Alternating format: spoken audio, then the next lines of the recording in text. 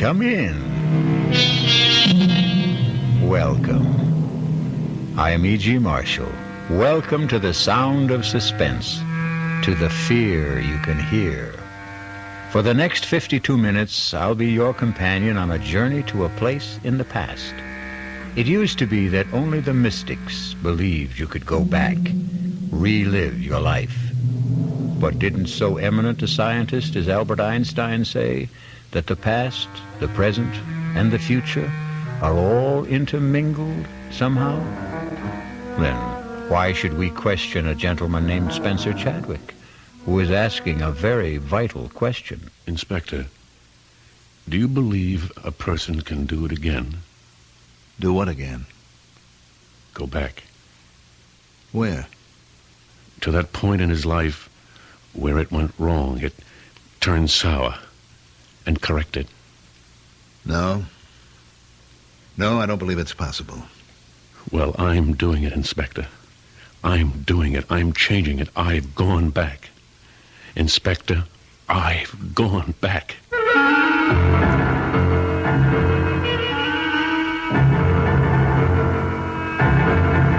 Our mystery drama, You Can Die Again, was especially written for the CBS Mystery Theater by Sam Dann and stars Richard Mulligan.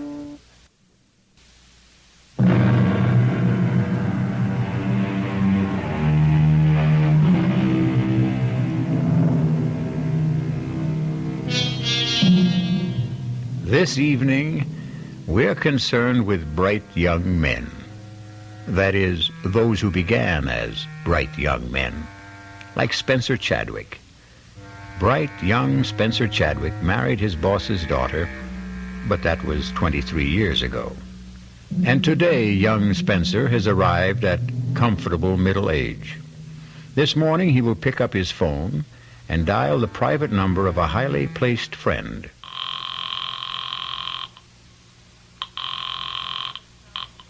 Chief Inspector Faraday's office, Sergeant Milrose speaking. Sergeant, this is Spencer Chadwick. Oh, good morning, Mr. Chadwick. Connect you right away.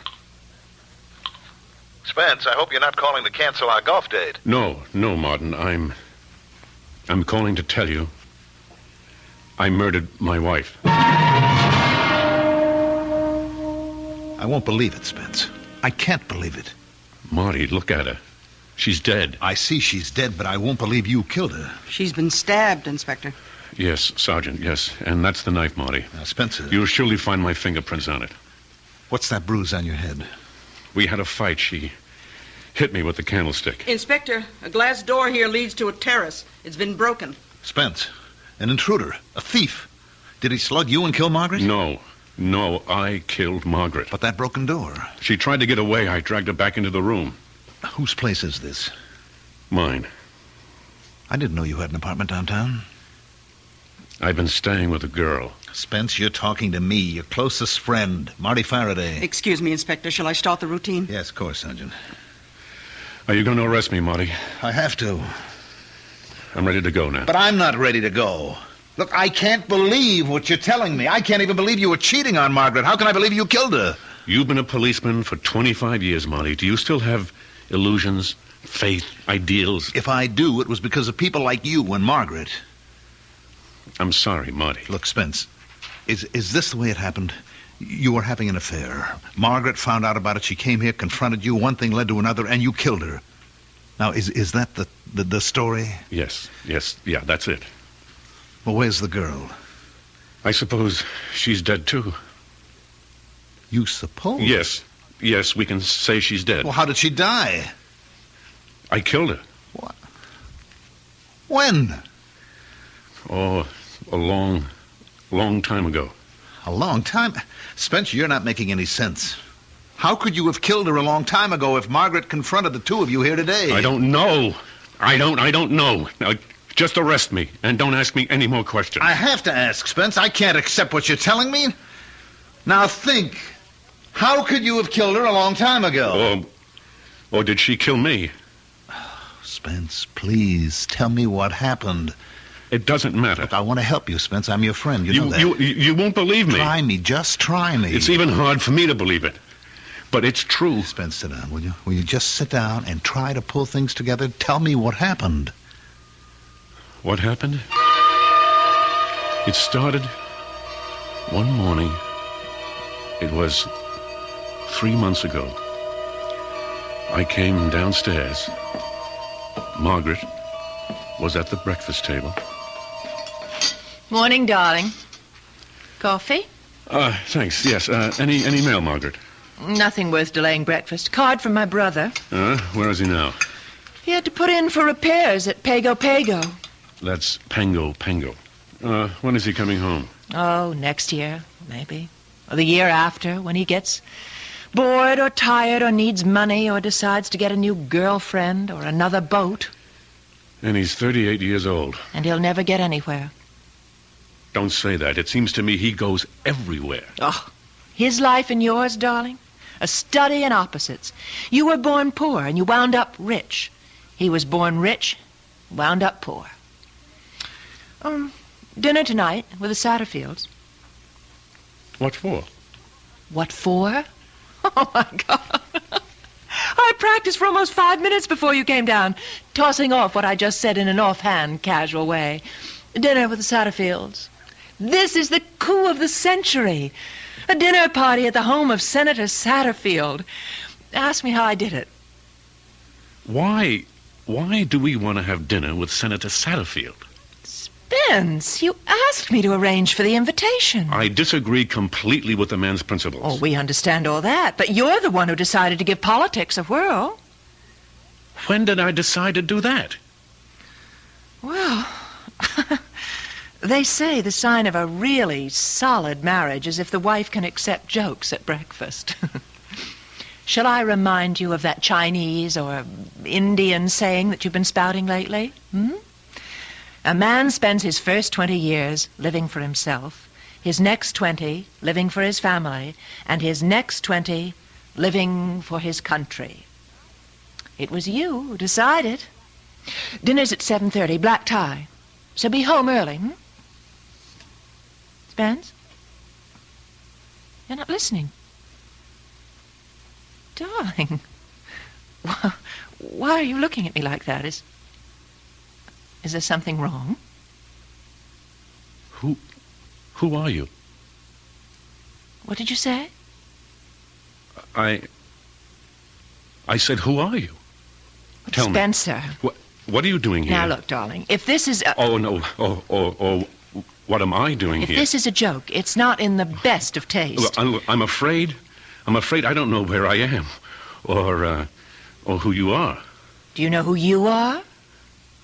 Yes, I think I know who I am. I'm Spencer Chadwick. All right, now listen. Sit quietly for just a minute. I'm going to call Dr. Berger. Please, I don't want to put you to any trouble. Don't get up, Spencer. Please, don't get...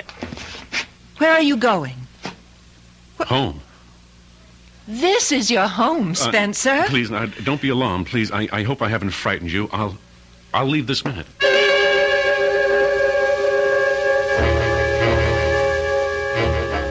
You mean that after 23 years of marriage, you look at your wife one morning and you don't know who she is?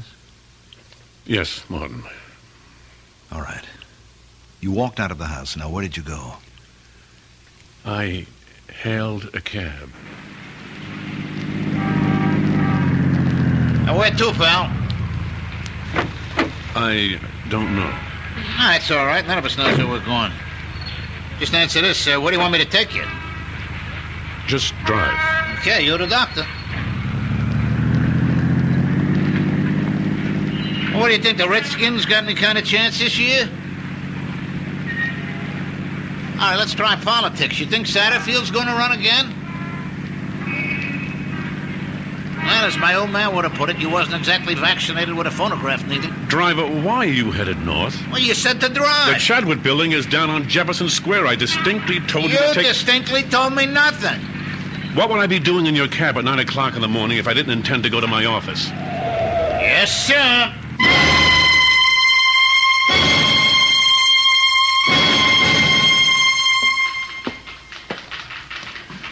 Good morning, Rose. Oh, good morning, Mr. Chadwick.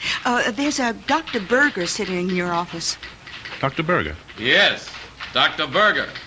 Come in here, Spence. I don't have all day. Well, come in and shut the door. May I remind you that this is my office? 15 minutes ago, I received a call from Margaret. Margaret? Is she all right? About you. Me? I thought it important enough for me to stop off here on my way downtown. Hold out your wrist. Wait, why did Margaret call you? She told me about that little episode. What? What little episode? You don't remember saying certain things? Paul, please, what is this all about? Pulse seems to be a little fast. What am I supposed to have said to Margaret? I want you to report to the hospital right now. You can't just walk into my office and tell me to report to the hospital. Who says I can't? But what's the matter with me? I don't know. That's why I'm putting you into the hospital. What did Margaret tell you? That you didn't know who she was. Well, how could I not know who she was? Have you had moments when you didn't know people, or you didn't know where you were, or what you were doing there? Well, certainly not. Now, level with me, Spencer. Listen, those things, they happen sometimes to everybody. How often do they happen to you? Well, The incident with Margaret, was it the only one? well, Spencer, I'll see you at the hospital in 30 minutes.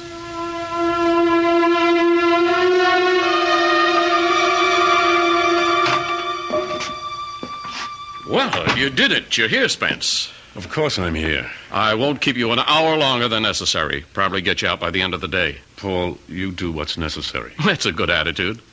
Most of you high-powered business types are so self-important that you Don't don't... start to lecture me. I'm here. I agree I need some help. Now what's holding us up? I am. I'm talking to you when I should be arranging for tests. Now, you just relax. Listen to some music, read, take a nap. I'll see you.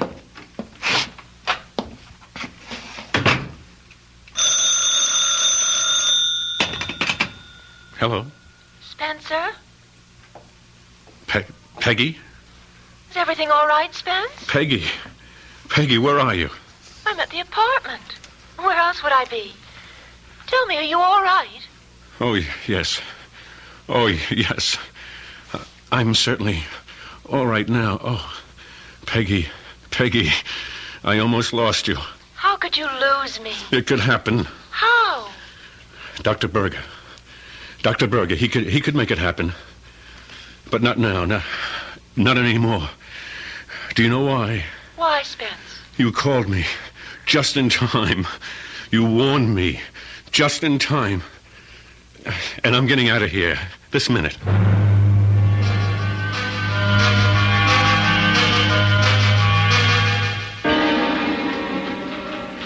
Mr. Chadwick, Yes, Ruth. aren't you supposed to be at the hospital? I'm not supposed to be anywhere except in my office during the business day. Oh, yes, sir. This Dr. Berger, he's been calling just about every 5 minutes. And your wife. Shall I get them for you? No, I left Dr. Berger a note saying I changed my mind about the necessity for what we were discussing. Now, tell him I have nothing to add. Oh, yes, sir. Oh, call my wife and remind her we have a dinner date with Senator Satterfield. And no calls. No calls. I don't want to talk to anyone. Yes, sir. Except a young lady. She'll call herself Peggy.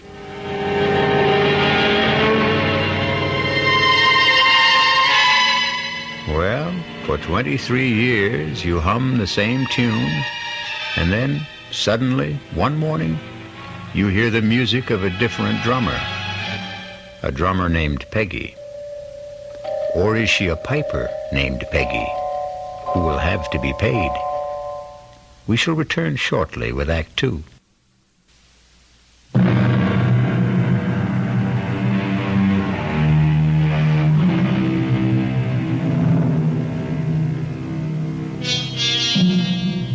And so we have Spencer Chadwick in complete command, ready to take hold of his life and run it his own way, starting with his wife. Spencer?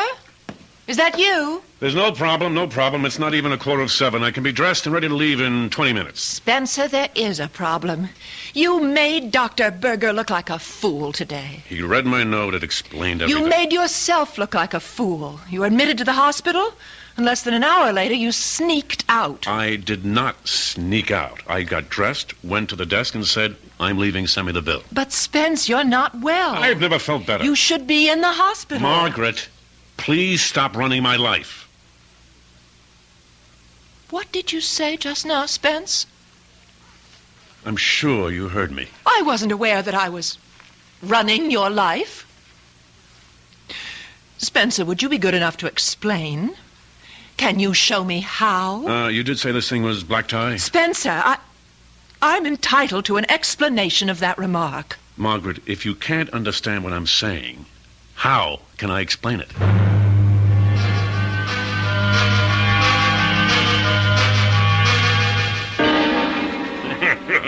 Quite a man, this husband of yours, Miss Chadwick. Some brandy? Yes, thank you, Senator. We need men like you in public life, Spence. Fellas with their heads screwed on straight.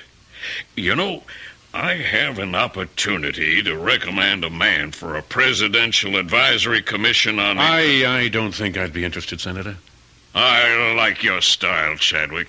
You play hard to get, but you do it convincingly. The public eats that up. No, Senator, it's not a pose. You see, sir, it seems to me that I've spent all my life working for other people. Serving others is the most richly rewarding profession a man can follow. That's if he happens to be a selfless person. But I never saw myself as a manufacturer of farm equipment. I wanted to study languages, the basic structures of human communication. An admirable calling. Margaret and I were going to leave for Tibet on our honeymoon, but my father-in-law became seriously ill. Somebody had to look after his affairs till he could get on his feet again. That was 23 years ago.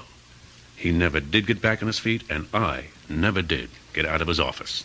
But you transformed that little factory into the third largest enterprise. I know, Senator, I know. I did it for my wife, my in-laws, my employees, the stockholders. But now, finally, at length and at last, I'm going into business for myself. What sort of business? The Spencer Chadwick business. The let's please and amuse and excite and develop enhance Spencer Chadwick. Thank you for your offer, Senator, but there are many others who are more worthy, not to mention more willing.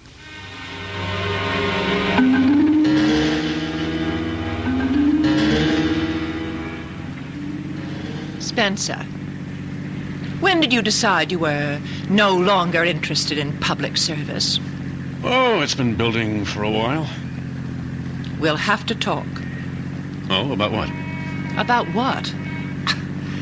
I don't know if this is a pose or... Margaret, I'm sure I can explain. Now, let's drop in somewhere for a nightcap. No, let's get home. Now, do you remember what you said to me this morning?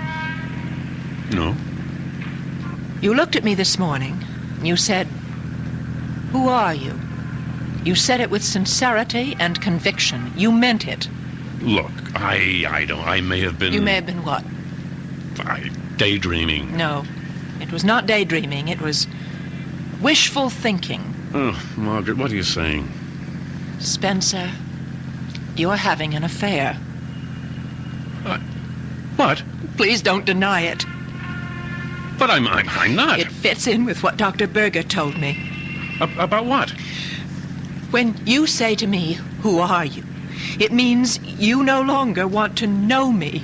You're trying to wish me out of your life. Oh, Margaret, I can tell you... Now listen, Spencer, don't try to insult my intelligence or yours. And then, what just happened at Senator Satterfield's? What just happened? Well, suddenly you're no longer interested in public service. Why? If you heard me talking to him, you'd know that finally I want to do things for me. But he as much as offered you a post that you dreamed about. A sensitive post. And you could become an important man nationally. You've spoken about it a dozen times. Margaret, I no longer care about it. Well, of course not. Because you'd become controversial. Make enemies.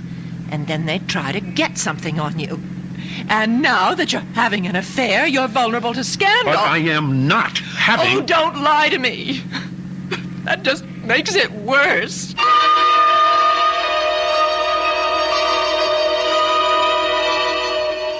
But you were lying to her, Spence. We know you were lying.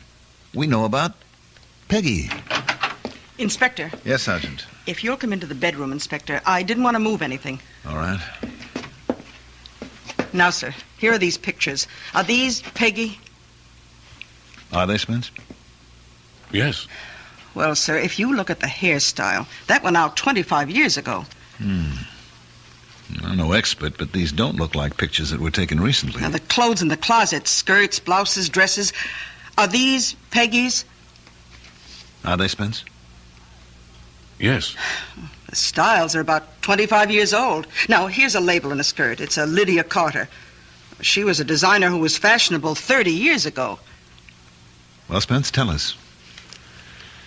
I can't. Why can't you? I don't think I know how. Never mind how it sounds. Just tell it. Martin, did you ever think you could somehow get a second chance To do what? to live your life over? To answer your question, no. Did you ever think you could go back to a point in time when you made a decision which changed everything for you? Where you crossed your own particular Rubicon, and if you could go back, start again, and do the thing you really wanted to do? To answer your question again, no. That's because you never regretted the course of your life. And you did? Are you trying to tell me that you did? Every day for 23 years. All right, Spence. I won't press you. No, Marty, don't put that sympathetic tone in your voice as if you think I'm some kind of nut. Look, you could plead insanity. Once again, Marty, I'm not crazy. Temporary insanity. Not for 1 minute. I asked you a question. Can you go back? Can you live your life over again? And I gave you my answer. No. But you can. You can do it. I did go back. Not for long. But I did go back. All right. All right, Spence, you did go back. And if I hadn't lost my head, if only I hadn't killed Margaret, I could have stayed. I could have started over.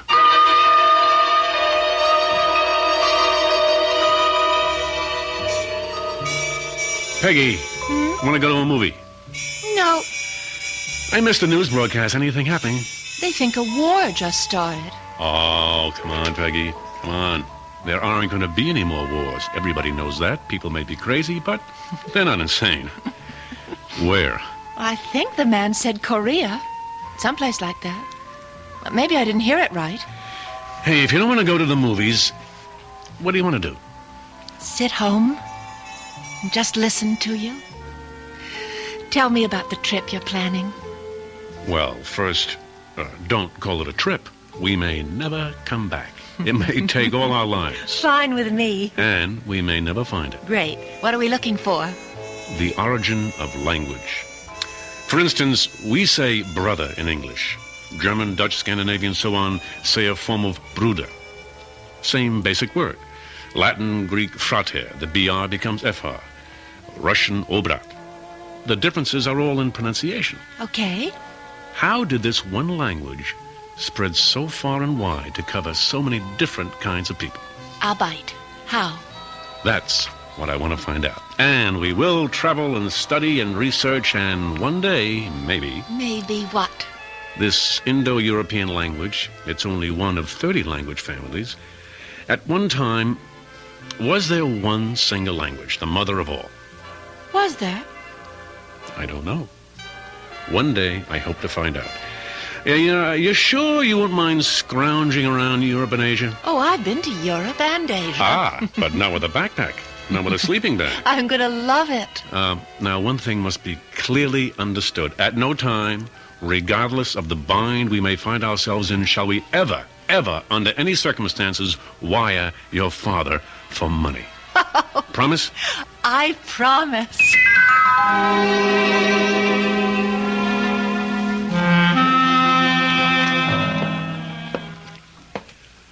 Hello, Margaret. Where have you been, Spencer? Oh, excuse me. I hope that doesn't sound shrewish. Well, no, it doesn't. Or as if I'm trying to run your life. Please, Margaret, cut it out. The reason I ask is because I had prepared dinner. I know. Didn't you get my message? Yes, I did. I got it at 8. Meanwhile, at 7, the Millers, the Brownsteins, and the Gladwells arrived. No, the Gladwells were here at 6:30. But why? You had asked me to invite them to dinner. And these are your friends, Spencer. I'm sorry, Margaret. I'm sorry. Yes. Well, if they were people I like, I would have been humiliated. This way, I was merely embarrassed. Well, I got through the evening. Somehow. Spencer, tell me. Who is she? Margaret, believe me, there is no... I start with the premise that it's my fault. Somewhere I must have failed you. I've gone wrong. But I don't know where, and I don't know how. Tell me, Spence. Tell me. Margaret, please, Margaret. Please, Margaret, what? Oh, Spencer, I've been happy. You've been happy. Our marriage, it's been the envy of so many of our friends. Oh, darling, has it been a lie? Have we been living a lie all these years? Do you want the answer? I demand an answer. The answer is yes, it's been a lie. Who is she, Spence? Who is she?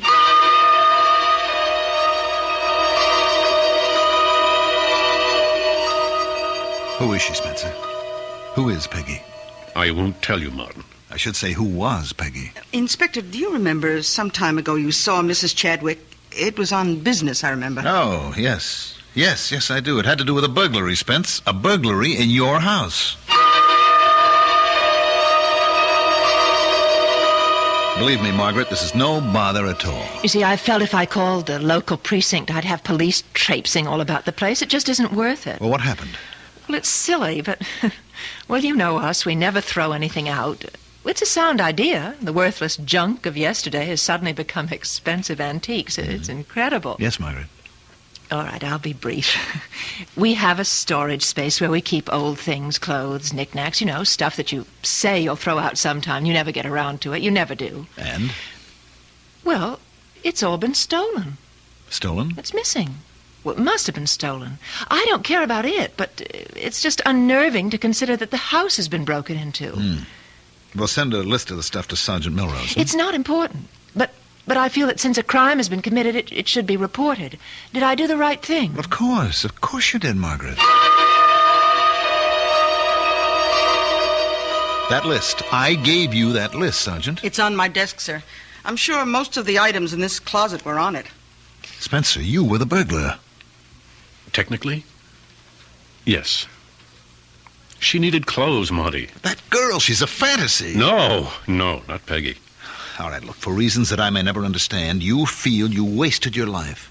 So you fantasized a way to go back, to start over. It was no fantasy. Sergeant Milrose. Hell, it wasn't. You were sorry you married Margaret, which all by itself proves that you're insane, Spence. You created this Peggy, and you had to dress her in the period of 25 years ago. There is no Peggy. This whole thing happened in your mind. Yes, thank you, Lieutenant. Yes, Sergeant? Sir, that was from the lab. They scraped some grass samples from a skirt in the closet, and it's been identified as Duke of Wentworth fescue. All right. It's a new kind of seed, just been planted for the first time. When? Well, about a month ago, which means somebody wearing this skirt was sitting in the grass in Benton Park very recently. You figure if a man's been married for 23 years, he may have a tendency to fantasize a bit. But Spencer Chadwick has created more than an illusion. He has brought forth flesh and blood, particularly blood.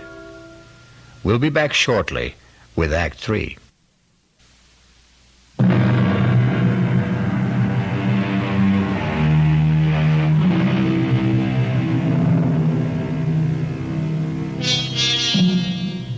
It was all right while Peggy was only an illusion. She was Spencer Chadwick's private affair. But a living Peggy, or even a dead Peggy, is a serious matter for Police Chief Inspector Faraday. Spence, make it easy for all of us. Tell me, who is Peggy? Or who was Peggy? We can find out, Spence. We can check with the neighbors, the janitor, circulate your picture in the neighborhood, ask people if they've seen you around with a girl. You'll never find her. Don't say that. It's virtually impossible for a person to disappear without a trace. I still say you'll never find her. Damn it, Spence, I can't get used to it. You and Margaret, and then you and this Peggy. How could you live with both of them? Didn't things get rough at home? Yes. Well, what brought on the showdown? Well, after a while, we couldn't go anywhere without Margaret seeing her. Yeah! Come on, rockabye! Spencer, What? is that the girl? What? Who? That girl. She's been looking at you all afternoon. Oh, Margaret, believe Why me. don't you invite her down here? She'll have a better view from our box. Oh, Margaret. No reason we shouldn't all behave in a civilized manner. Introduce us. Margaret, I never saw that girl before in my life.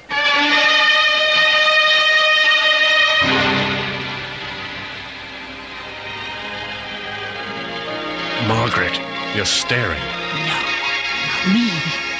That girl's been staring at you all evening. Margaret, believe me. Wherever we'd go, there'd be no peace. She always suspected somebody. Last week, it even happened when we were playing golf with you and Henrietta. You're up, Margaret. I'd use a 3-wood on this hole, Margaret. All right.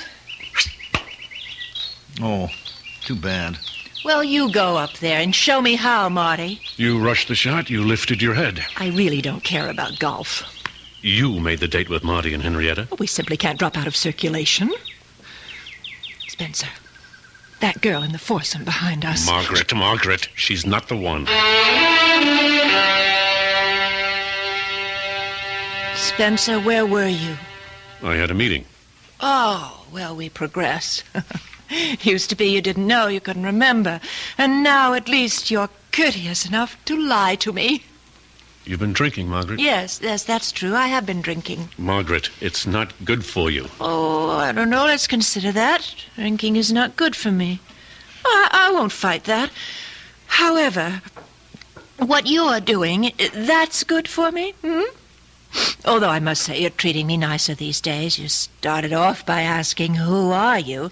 As if you didn't know me, and now at least you don't ask. The phone rang today, and I answered it, and the line was dead. What's going to happen, Spence? I intend to go away with her. Well, finally, you've admitted it. You are having an affair. Yes. Who's the woman? Who? Yes, who? I'm not sure you'd want to know. I have a right to know. Well, perhaps you do. Who is she, Spencer? She's you. Me? Yes, Margaret. The girl is you. What kind of nonsense? No, that's not quite right. She isn't you. Then what were you trying to say? She was you. She isn't Margaret Chadwick. She was Peggy Wainwright. Spencer, don't look at me like that. I'm scared. Do you want me to prove it to you? Come with me. Come with me right now. This is what Dr. Burbick was concerned about. Spence, it's no disgrace to have a breakdown. It's no shame to need psychiatric help. No. We're past all that, Margaret. Come with me. I want you to meet Peggy. Come with me. No, Spencer. You come with me. You come with me to Dr. Berger. You know, Margaret, people like you have one answer. Whenever you're up against something you don't understand, you have one answer. Whenever you're faced with something that's beyond your experience, you have one answer: see a doctor. That solves everything. That takes care of everybody. And it never occurs to you that yours might just possibly be the wrong answer. Now, why are you so sure of yourself, Margaret? Why are you so sure that I'm the one who's wrong? Come with me, Margaret. I want you to meet Peggy.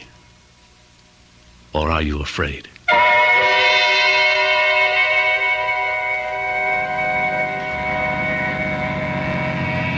Does it look familiar, Margaret? Spence, this is 32 Benton Boulevard.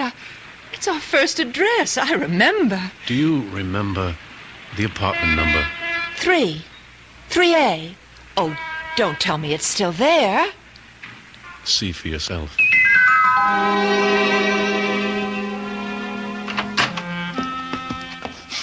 Spence! How did you... Our first table. And this bronze candlestick, our very first wedding present from my brother. These clothes. My clothes. How did they get there? They're here because they're Peggy's clothes. Oh, look, Spence, the Lydia Carter skirt. Oh, you love me in that. Do you know that style's come back? I want to put it on. Do you remember what we used to do? We'd go for a walk. In the park. Dinner at Luigi's. We never had dinner at Luigi's. Oh, that's right. We couldn't afford it. And by the time we could, we weren't living here anymore. We stopped at the burger shop. What's tonight? Thursday. That means there's a free concert in the park. And then free dancing. Oh, let's go, Spence. Let's do it all again.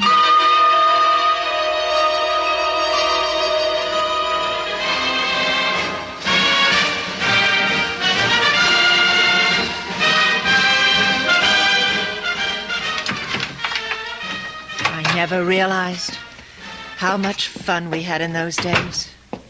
They were great days, Peggy. Peggy. I always liked Peggy better. Somewhere along the line you stopped calling me Peggy. When exactly did you stop calling me Peggy? When you became Margaret. I always wondered about that. How did I become Margaret? Why? Take a look around. See, Peggy? All the bags? The trunk? We're packed for the trip. The trip? The trip to Tibet. Oh, yes. We were all set to go. Yes. You remember? Yes. As a matter of fact, you were a little bit sick from the shots, remember? Remember? Yes. And then the telephone rang. The phone? Yes, the phone rang. It was... It was my mother. Yes, it was your mother. I remember. Answer the phone. Go ahead, answer it. You answered it that night. Hello? Yes. Yes, Mother? Oh, no. Yeah, all right. All right, we'll go there. Right away. What is it, Peggy? My dad. He's had a stroke. How bad? Well, they don't know yet. Oh, Spence, I don't think we can... I can't leave Mother alone right now. No, we won't. Oh, Spence. I knew you'd understand. That's when you became Margaret. That's when you were no longer my wife, but your father's daughter. Take off the skirt. Leave it here. Go home. It belongs to Peggy. Spence, what's the matter with you? I'm Peggy. That night was the start of it. The start of what? The start of the campaign to mold me into the kind of man you had in mind. The man who would enjoy the kind of existence you always had and always wanted. Safe, comfortable, secure. All you were asked to do was to help my father, who was deathly ill. Who else could have done it? My brother? It was supposed to just be a temporary arrangement. But it suited you, Spence. It suited you. I started making the kind of money your folks never dreamed of. I built an empire. I never wanted it. You wanted it. You wanted it so badly you stopped being Peggy. You went somewhere else. You became lost. But not me. I'm not lost. I found my way back. And when I got there, I found Peggy again. No. Take off that skirt and give it back to Peggy. Spencer, I listened to you. Now you listen to me. I've been listening to you for 23 years. And now we've come to the end. The bags are packed, and it's not too late. We're leaving for Tibet. Peggy and me. Peggy? Peggy? Yes, Spencer, darling. Spence, get this straight. I'm Peggy. Don't listen to her, Spence. She was always out to destroy you. She almost did till you came back to me. I'm Peggy. The only Peggy you have. She's lying. She's trying to stop you.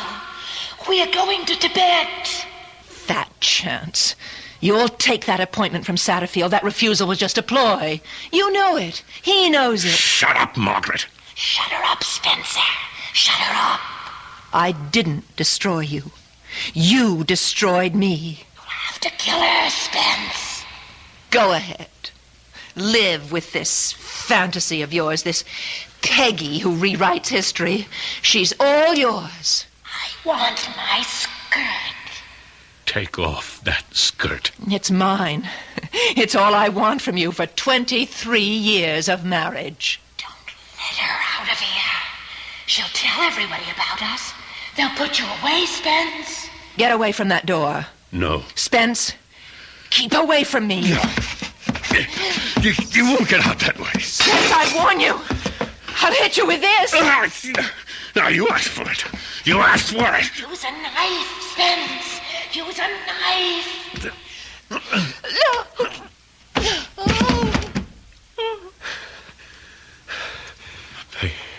Peggy? Peggy? Where are you? Peggy? You killed us both, Spence. Oh.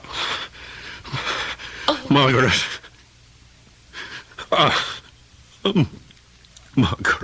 Margaret.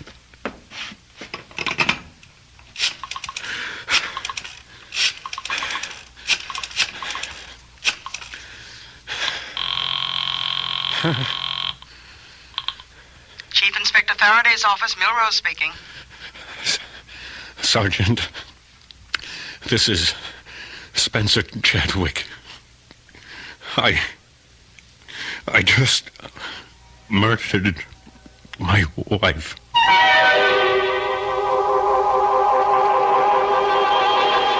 Well, as they say, all of us are two people. One is the person we think we are, and the other is the person we really are. And the secret of a long, happy life is to make sure the twain never meet. I'll be back shortly.